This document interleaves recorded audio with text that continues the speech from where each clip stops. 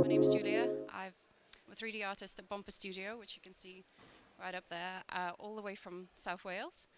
And yeah, we specialize in CGI stills and animation for digital and print. And today I've come here to talk about the mutually beneficial relationship of photography and CGI. Because looking back over our portfolio of work, we've noticed that there's been a consistent collaboration between us and many photographers, and it just felt like a subject that was really worth exploring. My colleague Emlyn Davis, the creative director and the founder of Bumper Studio, should have also been here with me today, but unfortunately he couldn't make it, so I hope it's all right that it's just me presenting. Oh, and also I think it's worth mentioning that for the purposes of this presentation, I'm going to be using the words 3D and CGI, and interchangeably, so it's going to mean pretty much the same thing, 3D.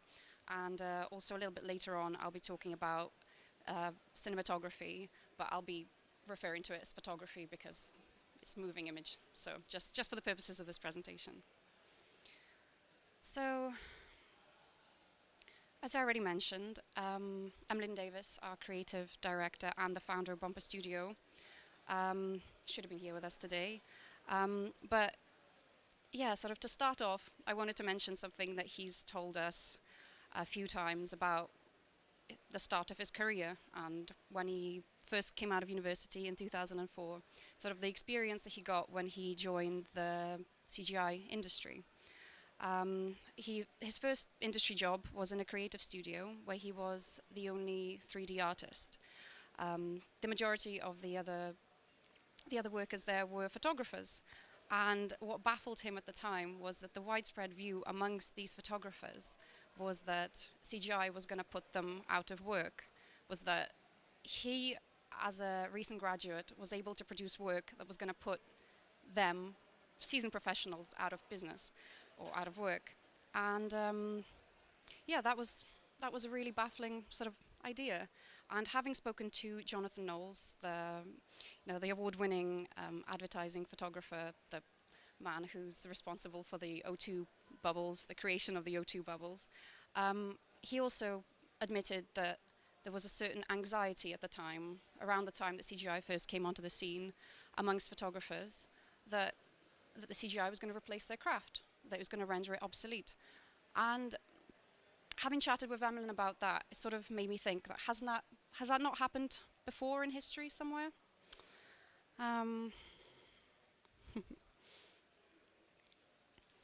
So, just a little bit of history there. If my presentation slides work. Yeah, just a little bit more history. This very similar thing happened in the 19th century with the emergence of photography, where the artists actually were very nervous about the fact that photography came on the scene and felt that photography actually was able to satisfy art's every need and was going to replace your traditional painter. And it was the camera's ability to accurately capture reality pretty much instantly and much more cheaply, it's going to render the traditional art useless. And I really like this caricature that I found online by Theodore Hosman that shows the photographer depriving the artist of his livelihood. And I suppose that's how the photographers at Emlyn's first job felt, was that CGI was this big new thing in the industry, and it was gonna take over. But actually, in the 19th century, what did we find out? That there's place for both photography and art, that photography actually became a useful aid in providing artists with reference, and in actual case, it probably put a lot of life models out of jobs because of the cheaper reference that it provided for the artists. So, bottom line is, ally, not rival. Same with photography and CGI. And yeah, since then we obviously learned that photography is in itself an art form. And amongst many skills, we know that photographers have to have an eye for composition, an eye for subject matter, understanding of light, technical understanding of especially growing technology nowadays, and then the supply of creativity. And obviously the goals, if we were to to paraphrase, just to capture reality, provide visual solutions, produce powerful and compelling art, and capture and portray the mood and tone of the subject. That, that sums it up quite nicely, I think. And in 3D, it turns out that our skills and our goals are actually fairly similar. So we still have to have the eye for composition and for subject matter and an understanding of light. Still a technical understanding, albeit this time it's software, and an endless supply of creativity always helps. But with our goals, we actually recreate and enhance reality instead of capturing it. But we still aim to provide a visual solution and produce powerful, compelling art. So there you have it. So on the one hand, photography creates a direct link to the subject, and in that way, a real connection to the real world. But like everything else in the real world, it is restricted by time and real world rules, and physics actually, in a lot of cases. And the beauty of capturing that unique moment is also the hindrance, because it can only remain the way it was when it was captured. So you could say that photography is real, but it's frozen in time. Whereas with CGI, it is always going to be the artist's representation and understanding of the real world. It's absolutely always entirely fictional. It never happened. We can set the exact index of refraction and create the most visually perfect ocean, but unless working on a beach or from photographic reference, this ocean will always be a figment of 3D artist's imagination. But what that does mean, however, is that our content knows no limits. So the same ocean can be rebuilt into a puddle or a waterfall. It could be on a still day or during a storm, or if you're a client, why not try both? So bottom line for CGI is that it is not real. It never is, but it is alive. It is able to change.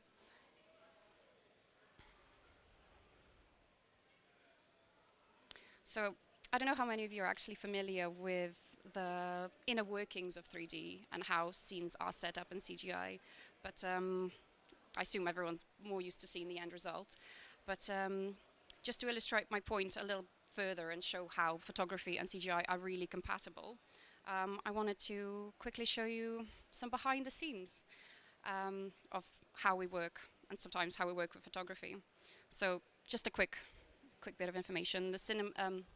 The software of our choice is Cinema 4D, and we also use Octane Renderer, which is a GPU-based renderer, real-time rendering, which basically means if you feed it power, it'll give you really fast results and really, really accurate as well, which you'll see in the next slide. So yeah, hopefully it won't take long, but it's going to get a little bit technical for the next sort of 60 seconds. So yeah, please stay, please don't leave.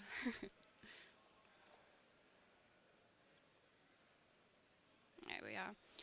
So this is a time lapse of a scene being created in Cinema 4D entirely from scratch, and everything tends to start entirely from scratch. We have an infinite space that is to be filled by imagery, by objects, by cameras, by lights. So what you can see there is we added a background plane, and we're now matching objects into this background plane. Sometimes we use photography instead of a drawing. The raspberries in the image were also created earlier, so usually you'd spend time actually making those as well, but for the purposes of this, they were just dropped in. And we'd usually create some kind of floor to capture shadows, to start making this as real as possible, as fast as possible. And that little window there as well, that's Octane, that's our renderer. And you can see how fast and how responsive it is almost immediately to change in light. We also had a camera. As you can see there on the bottom of the screen, there's a camera. And that camera is able to mimic any camera in the real world at the moment. So if there's a photograph that's been shot in a particular way and we're trying to match, we're able to input the exact settings and get a very accurate result. So match perspective in such a way. And another fun thing we can do as well is bring in a sky object, which has already been brought in very fast there for me, too fast for me to notice. And in that sky object, we can put a high dynamic range image with HDRI, which actually mimics real light setups. So it can be a studio, or it can be a sunny Wednesday in Mexico in July. It could be any place at any time, and it'll give you a really accurate light information for that from that time. And then all the endless tweaks begin, basically. All the textures, all the materials, all the tweaks. Not even sure if it's worth watching the entire video, but maybe I'll skip forward just a little bit here. This was all Emlyn's work, and he was getting a little bit carried away there. Yeah, so towards the end, you can see once you start adding all the textures in, we start getting a pretty realistic render. Then you're able to output passes as well, which can then be composited together in Photoshop to create the final result. And that's a lot of what we do when we work with photography. We composite things together, we bring things together, we try and match one another, but also complement one another. Right. So just a really quick recap, because now you all have a very thorough understanding of CGI. So CGI requires no space. We all know that now. Cinema 4D has limitless space. You can take up as much of it as you want. You can build things basically as far as your computer is able to handle. There's a sheer volume of output available in CGI. You can do thousands of variations of things in very short space of time. Compute things, program things to be named correctly. It's brilliant for that sense. We also get real-life cameras. You can match whatever camera you need. It's real-time intuitive rendering. It's real-world and unbiased lighting. So as long as things are real-world scale, you will get real-world results. It is also permanent. Nothing's going to melt. So in photography, you might be photographing an ice cream, and it's going to deteriorate fairly quickly. Whereas in CGI, it's always there for you, and it's permanent. You're allowed unlimited updates. That's pretty cool. I mean, change the camera, change the color, tweak it. The actual product doesn't have to exist. And you can mimic specific locations with HDRIs as well. And I suppose the only limit is your own creativity, or sometimes the budget, and sometimes the time you're given to create. But there are some serious downsides, and that sometimes can be that the result is too perfect. So 3D artists have to spend such a long time trying to work hard to add the imperfections in and to give objects a sense of life, basically. And we're still really heavily reliant on photography. So we're still heavily reliant on realistic textures, on those HDRI images that give us the information from different scenes, and just for general reference. So as independent as we may think we are, and as creative as we think we are, we still need photography to function, to bring us to that next level. And for photography, the biggest advantage of photography, at least in my opinion, is that it's there and then, and it captures the moment. And also there's a lot that gets given with it. So there's lots of background elements, things that would take forever to create in CGI to populate scenes. So that's a huge benefit. And obviously it's unquestionably realistic. It's photography, all the fine details, all the subtleties, everything's always going to be there. And it's organic, so people, and actually in most cases animals, are better photographed. If you've heard of Uncanny Valley, that's why. And liquids and super slow motion, you always will get better results, at least at the moment, with photography, and it's a lot faster. And I'll show you why a little bit later in one of our projects. But the downsides of photography is that you'll only get one shot usually, or one shot at certainly trying to simulate explosions, splashes. You've got to clean up the mess, you've got to start again. In CGI, you just refresh, click start again, and it happens really quickly. And you are limited by physics and general life. Dirt, scratches, reflections, shadows. That's huge. So let's talk about some work and actual examples now, because I've gotten very technical now. So this leads us onto our first project with Jonathan Knowles, who I mentioned earlier. And the concept here was very, very clear. the client wanted two perfect visuals of Jack Daniel's bottles with Christmas lights draped around them. As you can see there, that was the final output. The only problem was that the concept wasn't actually designed for real life, because if you can see there, those are bottles with Christmas lights. Christmas lights go on a Christmas tree. Christmas lights draped around the bottle would not look like that. So in photography, you'd have two solutions. You can either create very, very tiny lights with very, very thin wire, or you can ask someone to give you create a huge bottle with real scale lights to go around it. But Jonathan actually came to us, and yeah, he asked us if we could give it a hand. Well, if we could give him a hand. And so, yeah, let's have a look. So that's what we had to create. It was a little test for us, but it ended up being quite a simple project in reality. But what you notice there is when we created the lights, we also emitted all of the reflections and refractions, which is something that would have happened if you were to shoot it in real life, and that would have been distracting. So, yeah. So we modeled the bottle in real life scale to match the Jack Daniel's bottles that Jonathan Knowles shot. Created the miniature lights, lit them, and exported the lights only so that Jonathan was able to overlay them on his bottles and create the final visual that was required by the client. And there we are. The client was happy, so that's good. And that was a good start. That was a few years ago now, quite an old project.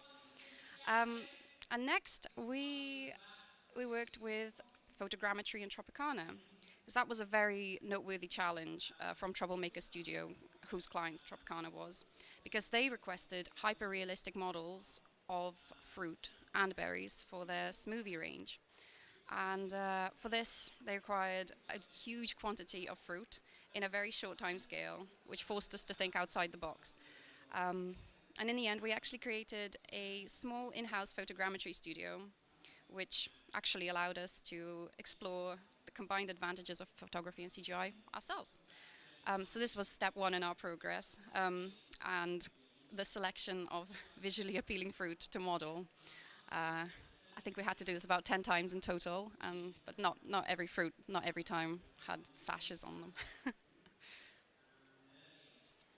So once the favorite fruit was chosen by the client, we then had a setup that was a little bit similar to this diagram.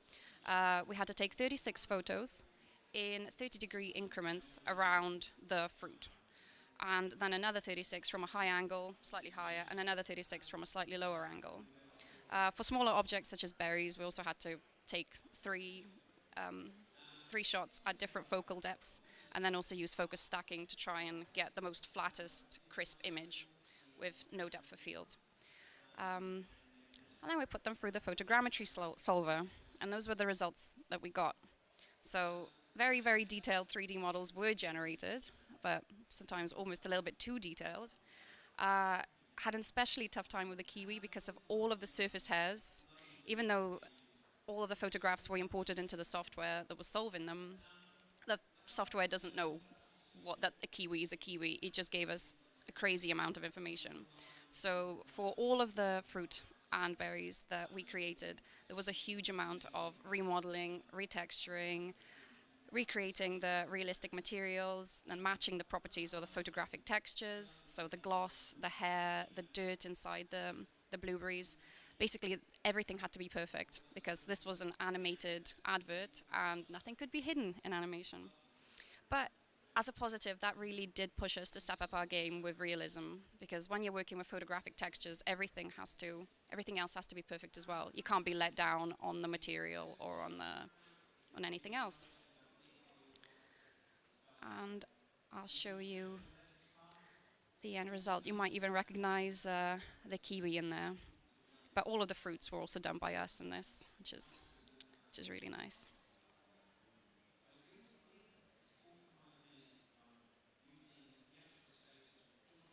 So working with Tropicana gave us the confidence and the expertise to take on a series of projects where CGI and photography would actually be side by side on a pack visual. And in this case, the problem the photographer had was that some of the fruit in the photo just didn't look juicy enough, as you can see in the top left corner. Um, so, yeah, they just lacked visual appeal. The client wasn't happy with them. And obviously, short of growing some perfect new berries for the client, we went ahead and created them in CGI.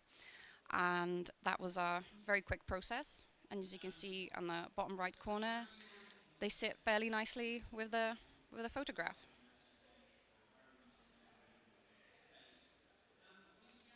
And from that, we went on to Smoke and Crystals for Glenfiddich, which was a very exciting project. You can see they're building and building and building. The campaign was called Fire and Cane, and we had to create smoke and crystals for this project. So the client's vision was that a bottle of Glenfiddich whiskey would be submerged in smoke with sugar crystals growing through it. And well, not only was it slightly impractical in real life, considering how uncompromising smoke can be and how you're not going to get very many attempts at doing it, but also it's a natural substance. You really can't control it very well. But it's actually even more impossible to try and grow sugar crystals around the smoke at the same time. So we had to come in and step in and help. But yeah, so you can see up there, these were our first tests with the smoke interacting with the bottle. The bottle was to be shot in live footage, but we still had to create it in real life scale so that the smoke could interact with it convincingly. And yeah, now you can see those were the crystals. Those are our tests with the crystals and the smoke interacting together. So that's another advantage of us doing both in CGI, was the fact that we could control exactly how they interact with one another. And I could watch this all day. Yeah. So I'm going to show you the final result now. It was a combination of live footage and CG. Like I said, we're responsible for the smoke and the crystals, but it was huge. It was so hugely incredible to be part of a project like this. It pushed us to create work that would sit comfortably alongside live footage, and well, in our opinion, it merged the limitless capabilities of CGI with the stunning photography. So in the end, I think the impossible might have been achieved.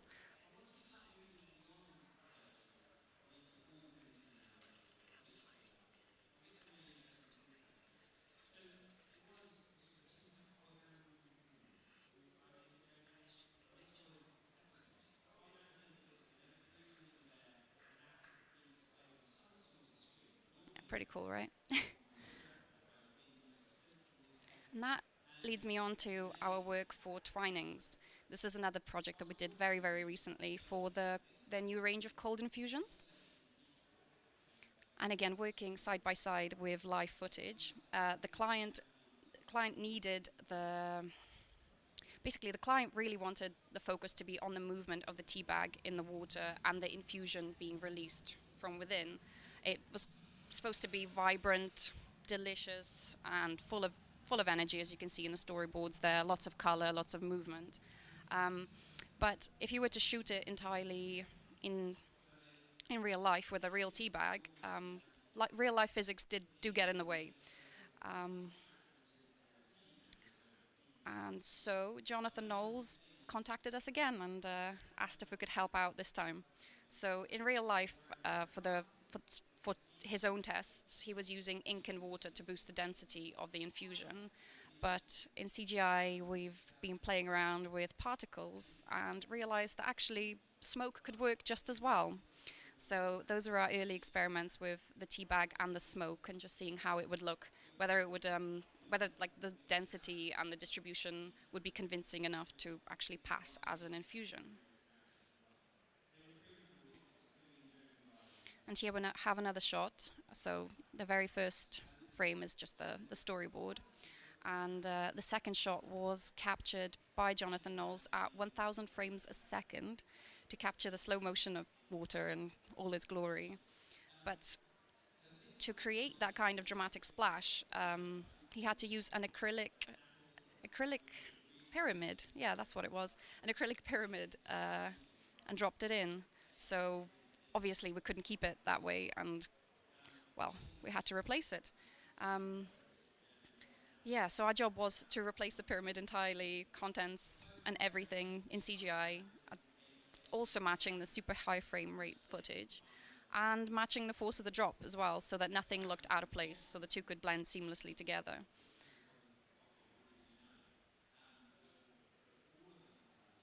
And there's another test. So you can see there on the right, the tea bag, this is all live footage, the tea bag is attached to a fishing line, and that was the only way that the kind of motion and the kind of infusion was possible in real life.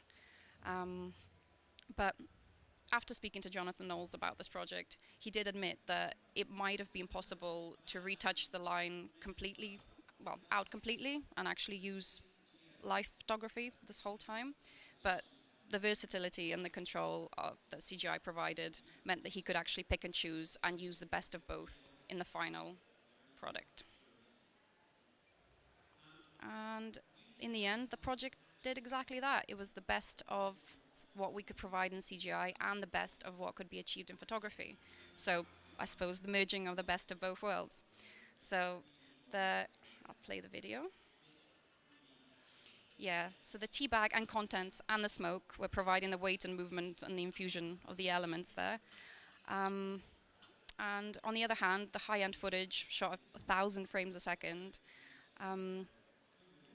was just capturing the beautiful details of water. So yeah, that would have taken, I think that would have taken at least a few days and a few CGI artists to create, so it was necessary.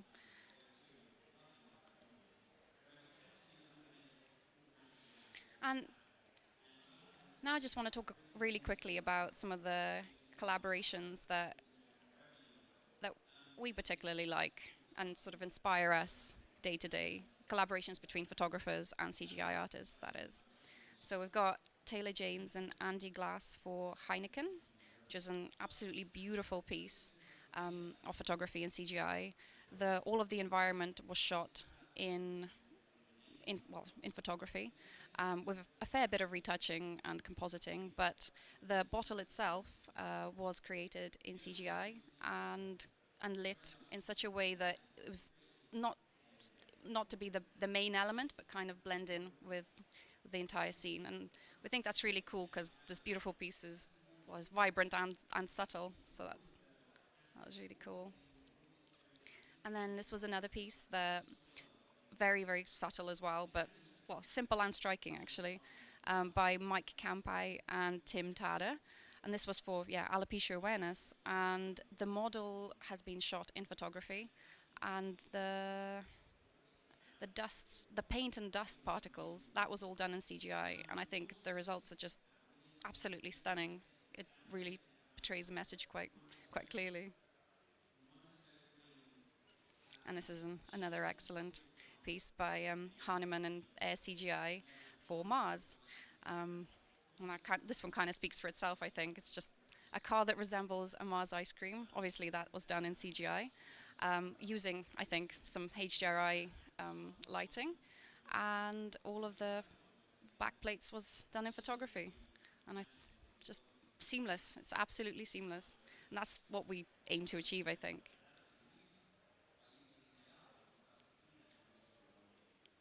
So for us, the bottom line is that photography and CGI are on intersecting trajectories. All of the photographers that we've spoken to and worked with have agreed on us. And I suppose with the growing demand for visually believable and believability, try saying that a few times, it makes complete sense that the two disciplines who at their heart strive to produce powerful and compelling art should be brought together by their differences that complement each other, but also driven to achieve new heights with the matching goals. So, yeah, we'll keep on going the way we are. And that's it for now. Yeah, thank you very much.